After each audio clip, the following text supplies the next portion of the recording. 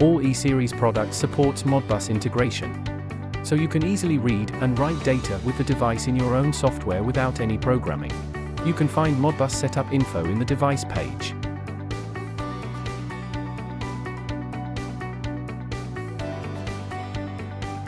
This is one of Modbus simulator software, and we use eHub to demonstrate as it has all sensors.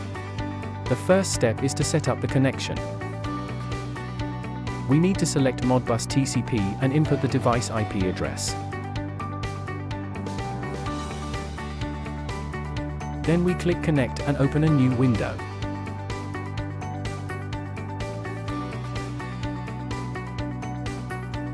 Here we need to select holding registers.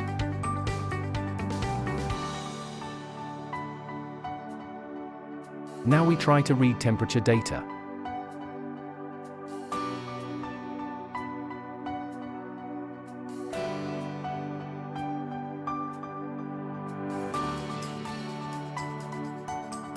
Then humidity data.